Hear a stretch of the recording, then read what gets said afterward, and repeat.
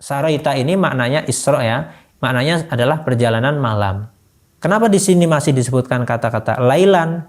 Menunjukkan bahwa perjalanan malam Isra Mi'raj Nabi Muhammad SAW ini dilakukan dalam waktu malam yang singkat, yang sebentar.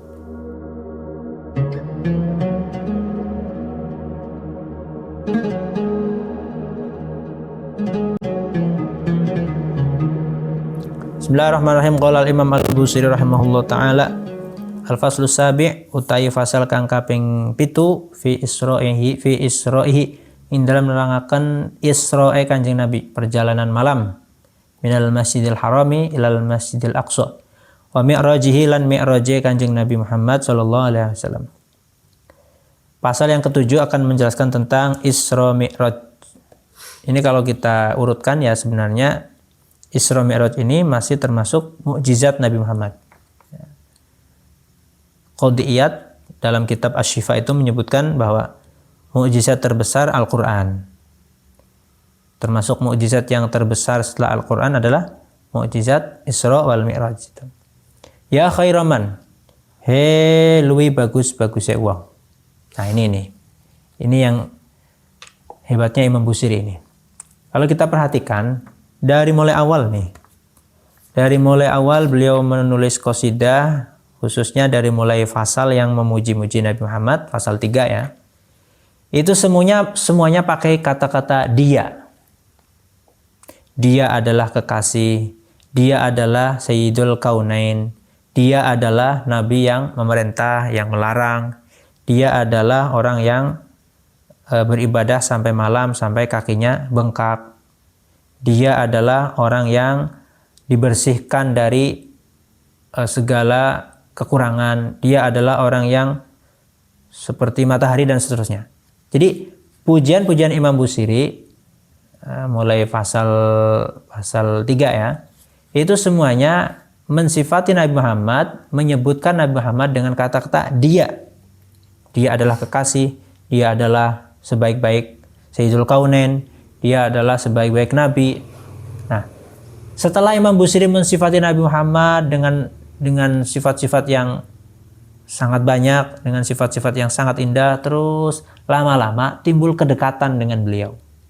Sering disebut, Nabi Muhammad sering disebut, sering disifati, sering diceritakan keagungannya. Lama-lama Imam Busiri merasa sangat dekat dengan Nabi Muhammad. Setelah merasa sangat dekat, seakan-akan Nabi Muhammad ada di depan. Ya, disifati dari mulai Zolamtu sunnata man ahya zolama ila, terus disifati keagungan Nabi Muhammad, terus disebut nama-nama beliau, keagungan-keagungan beliau, keagungan Al-Quran, keagungan mukjizat, keagungan kelahiran beliau dengan kata-kata dia. Setelah lama-lama dipuji, lama-lama disebut namanya, semakin dekat. Setelah merasa sangat dekat dengan Nabi Muhammad, seakan-akan Nabi Muhammad ada di depan. Karena sudah merasa sangat dekat. Kalau orangnya ada di depan, berarti bukan dia. Tapi pakainya mukhotob ya. Bukan pakai domir ghaib lagi, tapi pakainya mukhotob, orangnya ada di depan. Wahai sebaik-baik orang. Sama kayak kalau kita baca maulid yang tiba atau berjanji atau simtuduror ya. Kita mensifati Nabi Muhammad. Ila huwa Adam. Qala huwa nabiyyun istakhartuhu min lu'ayyib. Pakai huwa. Yub'asu min tihamah baina yadayil qiyamah, terus pakai huwa. Jadi mensifati Nabi Muhammad dengan kata-kata dia adalah nabi yang seperti ini. Dia adalah nabiyullahi khairul khalqi jam'a, terus pakai dia. Setelah lama-lama disifati Nabi Muhammad, disebutkan namanya, disanjung-sanjung, terus merasa dekat. Setelah merasa dekat, merasa seakan-akan Nabi ada di depan. Nah, setelah seakan-akan merasa Nabi Muhammad sudah hadir di depan kita berdiri menghormati Nabi. Makanya setelah berdiri, kita sudah bukan pakai kata-kata dia, tapi kita pakai mukhotob. Engkau, ya Nabi, salam alaihi apa alaika? Alaika kan? Ya Nabi, salam alaika. Wahai Nabi, salam untukmu. Nah, itu karena dari awal dipuji-puji pakai dia adalah begini, Nabi Muhammad begini, pakai domir ghaib. Ya, setelah benar-benar merasa sangat dekat, membayangkan seolah-olah Nabi Muhammad hadir, sehingga lafadznya diganti bukan pakai domir ghaib, dia, bukan, tapi pakai engkau, orangnya ada di depan. Ini ganti nih, ya khairoman, wahai sebaik-baik orang, orangnya ada di depan. Membayangkan bahwa Nabi Muhammad ada di hadapan beliau, pakai domir khitab, ya, pakai domir mukhatab. Ya khairoman, hai sebaik-baik wong mama kang nejo sapa al-afuna, wong kang ngalap kebagusan, sahatahu ing pelatarane Kanjeng Nabi, pelatarane man, sa'yan kelawan mlaku sikil, wa fauqa mutunil an yuqi, lan ing dalem dure pira-pira gigire onta arusumi kang kuat. Hei sebaik-baik orang, ya khairaman mamal afu nasahathu, wahai sebaik-baik orang yang dituju kebaikannya. Wahai sebaik-baik orang yang mana orang-orang yang mencari kebaikan itu pasti menuju pelataran Nabi Muhammad SAW. Ya khairaman, hai sebaik-baik orang. Orang yang seperti apa? Orang yang apabila ada orang lain yang ingin mencari kebaikan, maka dia akan menuju orang tersebut, menuju Nabi Muhammad SAW. Jadi Nabi Muhammad itu sumber kebaikan. Semua orang yang ingin kebaikan itu pasti akan menuju sowan kepada Nabi Muhammad SAW. Kebaikan dunia ataupun kebaikan akhirat. Berbondong-bondong orang menuju makam Nabi. Berbondong-bondong orang pengen ziarah ke makam Nabi Muhammad SAW. Semuanya pengen dapat kebaikan. Ada yang pengen dapat syafaat, ada yang pengen dapat ampunan dosa, ada yang punya hajat disampaikan tawasul kepada Nabi Muhammad SAW. Orang-orang menuju Nabi Muhammad ingin mencari atau mendapatkan kebaikan sa'yan. Ada yang jalan kaki dari rumahnya sampai rela jalan kaki pengen sowan kepada Nabi Muhammad. Wa fauqa mutunil an yuqir rusumi. Ada juga orang-orang yang ingin menuju Nabi Muhammad naik unta. Ada yang jalan kaki, ada yang naik unta, ada yang naik kuda. Kalau sekarang ada yang naik mobil, ada yang naik bis, ada yang naik pesawat, ada yang naik kapal laut. Semuanya orang ingin menuju pelataran Nabi Muhammad SAW. Karena apa? Ingin mengharapkan kebaikan. Entah itu kebaikan dunia ataupun kebaikan akhirat. Waman lan uang he uang, waman lan he uang, huwa kang utaiman al ayatu ikut tondo al kubro kang gede, lima tabirin kedua wong kang angen-angen. Waman lan he uang, huwa kang utaiman an ni'matu iku nikmat, al uzma kang agung, limu getanimi kedua wong kang ngalap kemanfaatan. Wahai orang yang menjadi tanda yang terbesar bagi orang yang mau mengangan-angan. Wahai orang yang merupakan kenikmatan yang sangat agung bagi orang-orang yang mencari kemanfaatan. Jadi Nabi Muhammad itu adalah nikmat yang sangat besar. Nabi Muhammad ini adalah ayat yang sangat agung. Membawa tanda kebenaran yang sangat agung, dan beliau adalah nikmat yang sangat agung. Makanya tidak sekali-kali kita mendapatkan nikmat kecuali sebabnya adalah Nabi Muhammad. Tidak sekali-kali kita mendapatkan nikmat kecuali sebab datangnya nikmat itu adalah karena adanya Nabi Muhammad SAW. Bahkan tidak diciptakan kita semua ini kecuali karena adanya Nabi Muhammad SAW. Kalau bukan karena Nabi Muhammad, tidak akan diciptakan langit, bumi, manusia, dan seisinya. Makanya Nabi Muhammad itu disebut an-ni'matul uzma. Makanya dalam sarah Safinah itu ya, Kasyifatus saja disebutkan bahwa kita bersolawat itu salah satu tujuannya adalah kita berterima kasih kepada Nabi Muhammad. Kita membaca solawat itu salah satu tujuannya adalah kita berterima kasih kepada Nabi Muhammad, karena berkat Nabi Muhammad kita mendapat nikmat. Bahkan berkat Nabi Muhammad kita diciptakan oleh Allah Subhanahu wa taala. Nabi Muhammad itu adalah an-ni'matul uzma. Saraita lumaku bengi sapa sira, sapa panjenengan. Ya, Nabi Muhammad itu nikmat yang sangat besar. Ya. Berkat Nabi Muhammad kita yang tidak tahu jadi tahu. Berkat Nabi Muhammad orang yang tersesat menjadi lurus. Berkat Nabi Muhammad kehidupan yang tadinya jahiliyah penuh dengan kemusyrikan menjadi kehidupan yang penuh ilmu dan ketauhidan. Berkat Nabi Muhammad kita bisa membedakan yang hak yang batil. Berkat Nabi Muhammad kita bisa mengenal ayat-ayat Al-Quran. Jadi Nabi Muhammad ini adalah an-ni'matul uzma, nikmat yang paling agung. Saraita lumaku bengi sapa sira min haramin saking tanah haram Mekah lailan ing dalam waktu bengi ila haramin maring tanah haram Palestina. Kama saro kaya oleh lumaku bengi al-badru apa bulan purnama fidajin ing dalam petang-petang minal zulami saking pira-pira malam, waktu malam. Engkau berjalan dari tanah haram Mekah di waktu malam ila haramin menuju tanah haram Palestina. Begini, sebenarnya saro itu artinya perjalanan malam. Saro Isra itu ya, Saro Asro Yusri Isra itu. Saro itu, saroita itu artinya perjalanan malam. Harusnya tidak usah ada kata-kata lailan. Ulangin. Saroita lumaku bengi sapa sira lailan ing dalam waktu bengi. Nah, maka kata ulama-ulama tafsir mengatakan lailan ini untuk menunjukkan bahwa perjalanan malam yang dilakukan oleh Nabi Muhammad itu sangatlah singkat. Dalam waktu malam yang sedikit, yang sebentar. Sehingga perlu menyebutkan kata-kata lailan. Jadi kalau diterjemahkan, Saraita, engkau berjalan di waktu malam dari tanah haram Mekah menuju tanah haram Palestina dalam waktu malam yang sebentar. Hanya sebagian malam yang sebentar. Digambarkan Nabi Muhammad duduk atau rebahan ya. Kemudian pergi melakukan Isra Mi'raj, kembali ke tempat semula, tempat duduknya masih hangat. Berarti kan sebentar. Jadi lailan ini saroita ini maknanya Isra ya. Maknanya adalah perjalanan malam. Kenapa di sini masih disebutkan kata-kata lailan? Menunjukkan bahwa perjalanan malam Isra Mi'raj Nabi Muhammad SAW ini dilakukan dalam waktu malam yang singkat, yang sebentar. Seperti halnya Nabi Muhammad melakukan perjalanan malam seperti halnya bulan purnama yang berjalan di waktu malam yang gelap. Nah, ini tentu keserupaan Nabi Muhammad dengan bulan purnama ini dari segi apanya? Nah, jelas ya. Keserupaan Nabi Muhammad ini Imam Busiri menyerupakan perjalanan Nabi Muhammad di waktu malam seperti bulan. Ini bukan dari cepatnya mungkin ya. Karena kita tahu kalau perjalanan bulan itu kan lambat. Lambat kan ya, lambat.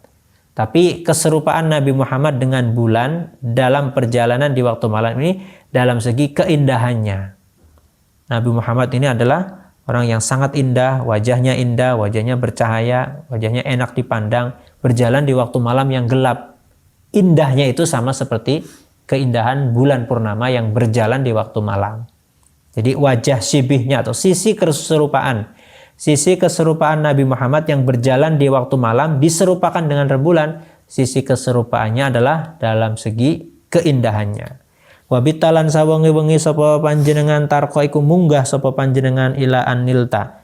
Maring yento merkoleh sapa panjenengan manzilatan ing pangkat min qabi qausaini saking jarak lengkungan 2 busur. Lam tudrak ora bisa ditemu apa manzilah, walam turamilan ora bisa dituju apa manzilah. Ketika peristiwa Isra Mi'raj, Nabi Muhammad itu naik ke langit pertama, kedua terus sampai Sidratul Muntaha, sampai naik ke tempat yang tidak ada yang tahu kecuali Allah. Malaikat Jibril pun gak bisa ikutan naik. Hingga Nabi Muhammad SAW ini sangat dekat dengan Allah. Digambarkan dekatnya itu seperti jarak 2 busur. Busur panah kan gini ya. Gimana ini? Busur panah kan seperti ini.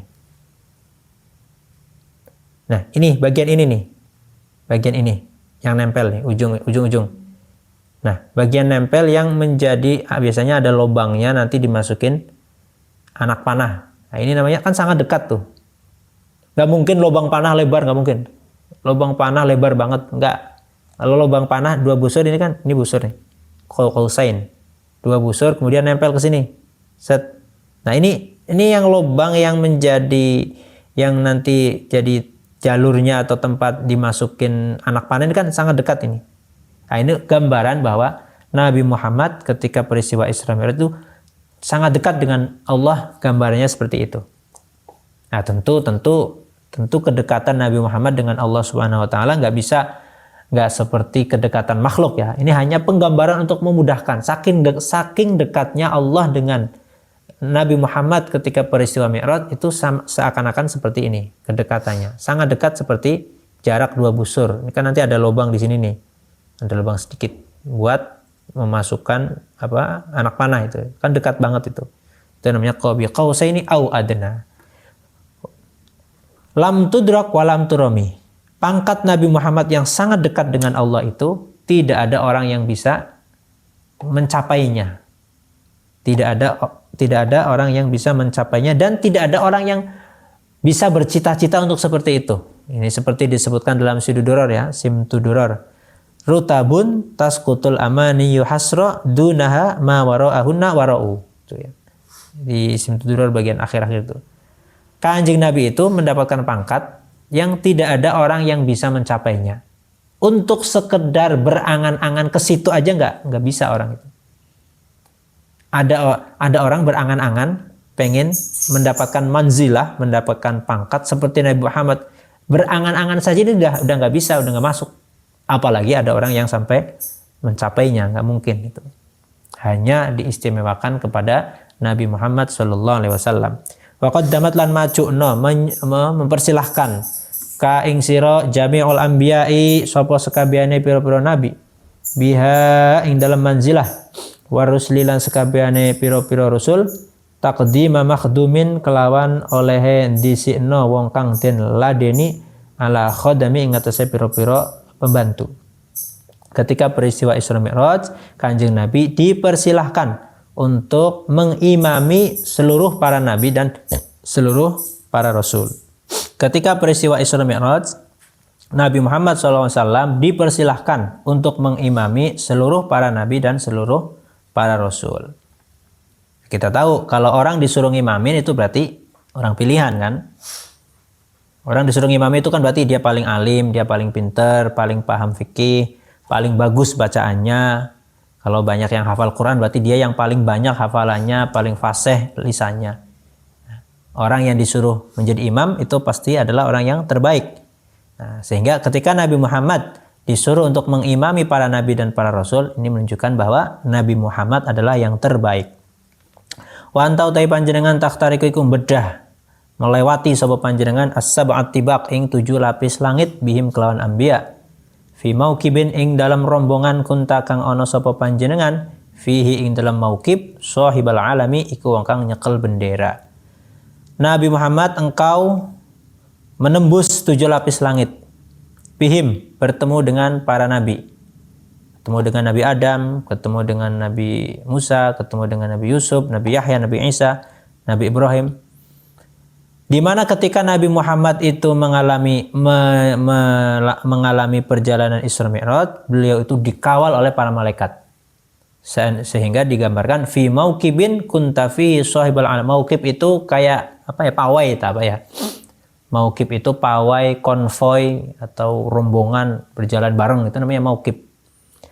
Engkau menembus 7 lapis langit, bertemu dengan para nabi. Perjalanan Isra Mi'rajmu itu seperti rombongan pawai yang mana orang yang memegang bendera adalah Nabi Muhammad SAW. Ketika ada tentara, ada sekelompok tentara, nanti yang megang bendera pemimpinnya kan gitu, panglima perangnya gitu, yang paling depan yang megang bendera. Nah, ini Imam Busiri menggambarkan bahwa perjalanan Isra Mi'raj Nabi Muhammad itu dikawal malaikat, disambut para nabi, nanti di langitnya disambut oleh para malaikat seperti pawai, seperti konvoi, satu rombongan yang disambut dimuliakan itu. Nah, yang megang bendera artinya pemimpinnya itu adalah Nabi Muhammad SAW. Orang kalau datang sendiri, sama orang datang dijemput, disambut, dimuliakan, pulangnya diantar. Nah, itu kan lebih mulia itu. Kalau Nabi Musa datang sendiri itu. Nabi Musa ketika akan mendengarkan kalam Allah, ya, ketika akan diizinkan untuk mukalamah dengan Allah Subhanahu wa taala, itu kan Nabi Musa datang sendiri, puasa dulu 40 hari. Tapi Nabi Muhammad tidak. Dijemput, dikawal, disambut, dianterin. Nah, ini menunjukkan tingginya kemuliaan manzilah pangkat Nabi Muhammad sallallahu alaihi wasallam. Hatta idza lam tada, sehingga nalikane ora ninggal sapa panjenengan sya'wan ing tujuan limustabiqin kedua wong kang balapan. Minad dunuwi saking parak wala marqon lan orang gon munggah limustanimin maring wong kang mencari keluhuran. Jadi gambaran pangkat Nabi Muhammad itu begini.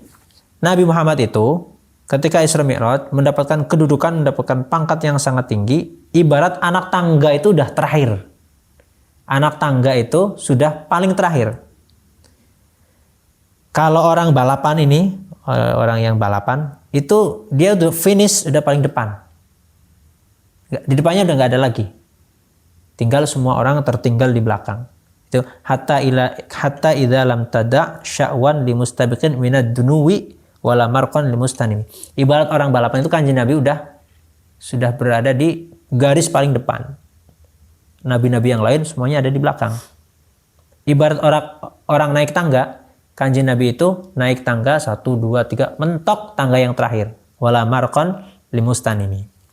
Khafata ngungkuli mengalahkan sapa panjenengan kullama qaumin ing saben-saben pangkat bil idhofati kelawan dinisbataken iznudita ing dalam nalikane diundang sapa panjenengan birraf'i kelawan munggah mislal mufradil alami hale sepadane munada mufrad alam. Ini Imam Busiri menggambarkan keagungan Nabi Muhammad dengan ilmu nahwu ini. Dengan pelajaran ilmu nahwu. Jadi begini, khafatta kulla maqam, engkau mengalahkan seluruh pangkat. Pangkat Nabi Ibrahim, pangkat Nabi Musa, pangkat Nabi Adam, semuanya ada di bawah, bahkan pangkat malaikat Jibril pun ada di bawah Nabi Muhammad. Seluruh pangkat-pangkat ini, pangkat-pangkat yang di bawah Nabi Muhammad, dinisbatkan kepada pangkat Nabi Muhammad, itu kalah. Artinya begini, Nabi mulia. Tapi dibanding dengan Nabi Muhammad lebih mulia. Itu namanya bil idhofah, itu dengan dinisbatkan kepada pangkat Nabi Muhammad.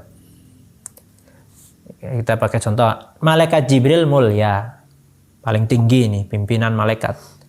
Tapi bil idhofah ila pangkat Nabi, dibanding dinisbatkan kepada pangkat Nabi, Jibril di bawah.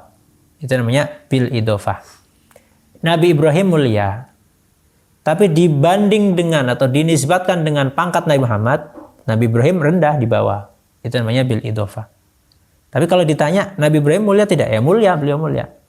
Nabi Ibrahim mulia, malaikat Jibril mulia. Tapi kalau bil idhofah dinisbatkan dengan makam atau kedudukan Nabi Muhammad, maka mereka kalah. Nabi Muhammad yang paling utama. Itu yang dimaksud bil idhofah seperti itu. Khafatta kulla maqamin bil idhofah. Engkau mengalahkan seluruh pangkat-pangkat Nabi yang lain, pangkat-pangkat para malaikat, semuanya kalah, semuanya di bawah, semuanya rendah dibandingkan dengan pangkatnya Nabi Muhammad SAW, semuanya kalah. Iznudita birraf'i mislal mufradil alami. Kenapa? Karena engkau itu diangkat derajatnya, dipanggil oleh Allah ke suatu tempat yang tidak ada yang tahu kecuali Allah. Engkau itu dipanggil seperti mufrad alam. Mufrad itu sendirian. Ini kalau dalam ilmu nahwu seperti ini. Munada yang dibaca rafa itu dua, mufrad alam sama nakirah maksudah. Ya Zaidu wa ya rajulu. Itu munada yang mufrad alam dan nakirah maksudah yang rafa. Kalau secara bahasa rafa itu artinya diangkat tinggi. Nabi Muhammad dipanggil, diangkat oleh Allah seperti munada mufrad alam, satu artinya itu. Artinya Nabi Muhammad diangkat oleh Allah Subhanahu wa taala sendirian. Dipanggil sendirian.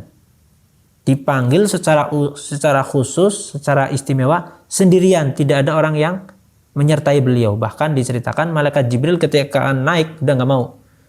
Saya nggak bisa naik. Kata Nabi Muhammad, gimana sih kamu ngejemput saya? Kamu yang jemput, kamu yang menemani dari awal sampai sini, giliran mau naik, nggak mau naik. Kata malaikat Jibril, sudah, level saya sampai sini. Kalau saya naik, saya terbakar. Nah, itu namanya mufrad alam. Jadi, mufrad itu sendirian, mufrad itu kan satu. Nabi Muhammad ketika menghadap Allah Subhanahu wa taala, dipanggil, diangkat derajatnya, beliau sendirian, tidak ada yang menyertai. Tidak ada satupun makhluk yang menyertai Kanjeng Nabi ketika beliau diangkat derajatnya oleh Allah Subhanahu wa taala. Jadi kalau santri itu santri. Kalau ada santri dipanggil sendirian itu kan istimewa. Wahai para santri-santri, dipanggil secara umum. Wahai para santri-santri, nanti ngaji ya habis isya, dipanggil secara umum biasa. Wahai para pelajar, nanti jam terakhir kita belajar matematika ya, misalkan dipanggil secara umum. Tapi kalau ada satu santri yang dipanggil secara khusus, misalkan ada santri namanya Ahmad, kamu nanti ke kamar saya ya, kata Pak Kiai. Ahmad, kamu nanti ke kamar saya ya, sendirian, kita ngaji berdua, sorogan. Ini kan lebih istimewa ini. Antara santri yang dipanggil secara umum untuk ngaji bareng-bareng, dengan santri yang diistimewakan satu dipanggil langsung masuk kamar, bawa kitab, nanti kita sorogan ngaji berdua. Itu Nabi Muhammad tuh. Mufradul alam. Al-mufrad al-alam. Ini nahwu ini ya, istilah nahwu. Khofatta, nahwu, al-idofa, ini istilah-istilah nahwu. Khofatta, al-idofa, ar-rafa, al-mufradul alam. Jadi Nabi Muhammad mengalahkan semua pangkat. Semua pangkat-pangkat ini rendah dibanding dengan pangkat Nabi Muhammad SAW. Kenapa demikian? Karena engkau ketika diangkat oleh Allah Subhanahu Wa Taala, engkau sendirian. Tidak ada yang menyertai. Malaikat Jibril pun tidak kuat untuk melanjutkan naik ke pangkat yang lebih tinggi. Kaima tafuza, supaya merkoleh sapa sira biwaslin kelawan sambung lan ketemu ayyi mustatirin kang banget ketutupe. Anil uyuni saking pira-pira mata wasirin lan rahasia ayyi muktatimin kang banget kesimpene. Allah mengangkat Nabi Muhammad, memperjalankan Isra Mi'raj, tujuannya apa? Karena Allah ingin bertemu dengan Nabi Muhammad, ingin memberi Nabi Muhammad sesuatu yang sangat rahasia, tidak ada yang bisa melihat. Allah akan memberikan memberikan rahasia kepada Nabi Muhammad yang sangat tersimpan. Jadi sangat kalau kata kita ini sangat privasi ya. Sangat privasi. Ada orang dipanggil presiden masuk ke kamarnya, tidak ada yang tahu, tidak ada yang masuk kecuali berdua. Itu kan orang sangat dekat berarti. Nah, kira-kira seperti itu. Nabi Muhammad dipanggil sendirian karena Allah akan memberi Nabi Muhammad sebuah anugerah yang sangat rahasia yang tidak ada orang yang bisa mencapainya. Wasirin ayyimuktatimi, Allah akan memberikan rahasia kepada Nabi Muhammad, rahasia yang sangat tersimpan, sangat tertutup. Makanya ketika Allah menjelaskan Mi'raj ya, ada di surat Wan Najmi idza hawa, Allah berkata fa'auha ila 'abdihi ma auha. Allah memberi wahyu kepada Nabi Muhammad ma'auha, apa yang diwahyukan. Itu kan rahasia itu. Tidak disebutkan wahyunya apa. Allah memberi wahyu kepada Nabi Muhammad ma'auha, apa yang Allah wahyukan kepada beliau. Ini menunjukkan ayat tersebut ya, ayat fa'auha ila 'abdihi ma'auha. Ini menunjukkan bahwa apa yang disampaikan oleh Allah kepada Nabi Muhammad ini adalah sesuatu yang sangat privasi, yang sangat tersimpan, sangat tertutup gitu ya. Pertemuannya dengan Allah Subhanahu wa taala pun ini waslin ayyi mustatirin. Wasirin ayyi muqtatimin. Sangat tertutup, sangat privasi, sangat rahasia. Ya penggambarannya kayak tadilah. Ada orang dipanggil presiden, yang dipanggil orang 10 ketemu di aula. Ini orang istimewa orang 10 ini. Tapi ketemunya di aula bareng-bareng. Ada lagi satu orang dipanggil presiden, ketemu dengan presiden, tapi hanya sendirian yang dipanggil. Ketemunya di kamar khusus pribadi beliau. Di dalam kamar hanya berdua. Ini kan lebih istimewa lagi ini. Ya kira-kira penggambarannya seperti itu. Tapi tetap Allah itu kita harus pahami betul bahwa mukhalafatu lil hawadisi. Bagaimana pertemuan Nabi dengan Allah, bagaimana caranya Nabi melihat Allah, tidak ada yang tahu. Semuanya tetap kita yakini bahwa Allah itu punya mukhalafatu lil hawadisi. Kalau kita membayangkan seperti apa, pasti Allah nggak seperti itu. Kadang kan suka kan ya kita lewat di pikiran membayangkan pertemuan Nabi dengan Allah seperti ini, seperti ini. Maka Allah itu pasti tidak seperti itu.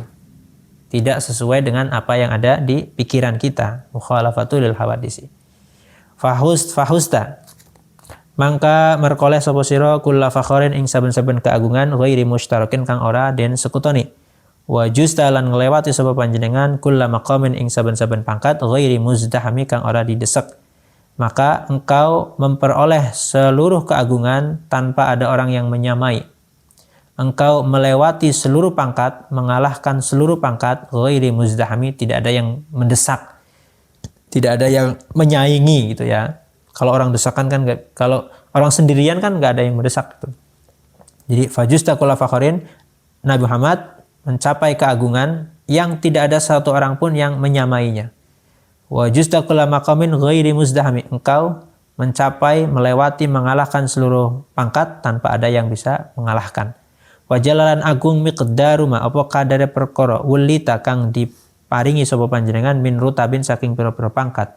Wa azzalan angel idrakuma apa nemu perkara ulita kang diparingi sapa panjenengan min ni'ami saking pira-pira nikmat. Sangatlah agung pangkat yang engkau peroleh dan sangatlah sulit, bahkan tidak akan bisa orang untuk menyaingi atau meraih apa yang diraih oleh Nabi Muhammad SAW. Jadi pangkat Nabi itu sangat agung. Kedudukan Nabi itu sangatlah tinggi sampai-sampai sulit untuk dicapai oleh siapapun. Hanya Nabi Muhammad yang bisa mencapainya. Busyra lana, utawi busyra te kebahagiaan lana ikut tetap kedua kita. Kita ini bahagia. Ma'asyaral islami, hei golongane wong Islam. Sangatlah beruntung orang Islam itu. Sangatlah beruntung umatnya Nabi Muhammad SAW. Kenapa? Innalana minal inayati ruknan ghairu munhadimi. Innalana saat temena ikut tetap kedua kita minal inayati saking perhatian. Ruknan opo tiang. Ghairu munhadimi kang ora bakal roboh. Bahagialah orang Islam. Orang Islam itu punya tiang menjadi tempat kita bersandar yang tidak akan roboh. Apa tiang ini? Syariatnya Nabi Muhammad. Bahagialah orang Islam karena orang Islam itu punya syariat yang tidak akan roboh, yang sangat kokoh. Yaitu syariat Islam yang dibawa oleh Nabi Muhammad SAW. Kenapa disebut syariat ini ruknan ghairu munhadimi? Syariat Nabi itu diibaratkan seperti tiang yang tidak akan roboh. Karena bedanya syariat Nabi dengan syariat Nabi Muhammad dengan syariat Nabi sebelumnya itu syariat Nabi Muhammad nggak akan dinasakh, nggak akan dihapus. Karena syariat Nabi Muhammad ini menghapus syariat-syariat sebelumnya. Syariat Nabi Musa, syariat Nabi Ibrahim, syariat Nabi Isa, semuanya tidak berlaku setelah ada syariat Nabi Muhammad. Nah, setelah ada syariat Nabi Muhammad, semua syariat sebelumnya dihapus dan syariat Nabi Muhammad akan terus berlaku sampai hari kiamat. Itu namanya ruknan ghairu munhadimi. Terus bagaimana dengan Nabi Isa? Kan dia turun lagi nanti di akhir zaman. Ternyata diterangkan dalam kitab-kitab itu, ketika Nabi Isa turun lagi, beliau tidak membawa syariatnya yang lama, tapi beliau memperkuat atau mengikuti syariatnya Nabi Muhammad SAW. Itu namanya ruknan ghairu munhadimi, tiang yang nggak bakalan roboh, syariat yang tidak akan diganti oleh syariat yang lain, tapi terus sampai hari kiamat akan berlaku. Hingga Nabi Isa turun pun itu mempertahankan syariat Nabi Muhammad, mengikuti syariat Nabi Muhammad SAW. Lama da'a sumangsane ngajak sapa Allah Gusti Allah. Da'ina ya. Lama da'a sumangsane ngajak Allahu sapa Gusti Allah. Da'ina ing wong kang ngajak ing kita li ta'ati krana taat ing Gusti Allah. Li ta'ati karena taat maring Gusti Allah. Ngundang-undang begini. Lamma da'a, diulangi maknanya ya. Lamma da'a sumangsane ngundang Allahu Gusti Allah. Gusti Allah ngundang maring sapa? Gusti Allah ngundang maring da'ina ing wong kang ngajak ing kita, yaitu Nabi Muhammad. Nabi Muhammad itu mengajak kita li ta'atihi, maring taat maring Gusti Allah. Lamma da'a Allah memanggil Nabi Muhammad bi akramir rusli, kelawan panggilan luwih mulia-mulyane pira-pira rusul. Ketika Allah menyebut Nabi Muhammad sebagai rasul yang paling mulia, maka kunna akramal umami. Kunna mangka ana sapa kita akramal umami iku luwih mulia-mulyane pira-pira umat. Karena Nabi Muhammad ini adalah nabi yang paling mulia, maka kita umatnya adalah umat yang paling mulia. Karena Nabi Muhammad ini adalah nabi yang terbaik, maka umatnya ini adalah umat yang terbaik. Kuntum khaira ummatin ukhrijat linnas. Maksudnya seperti itu. Lama da'allahu da'ina li ta'atihi bi akramir rusli kunna akramal umami. Ketika Allah memanggil Nabi Muhammad, orang yang berdakwah kepada kita untuk taat kepada Allah. Ketika Allah memanggil Nabi Muhammad dengan panggilan sebaik-baik Rasul, maka kita adalah sebaik-baik umat. Jadi kita menjadi umat terbaik karena nabinya terbaik. Kita menjadi umat yang paling mulia karena nabinya adalah nabi yang paling mulia. Al-Faslu Samin, wallahu a'lam bishawab.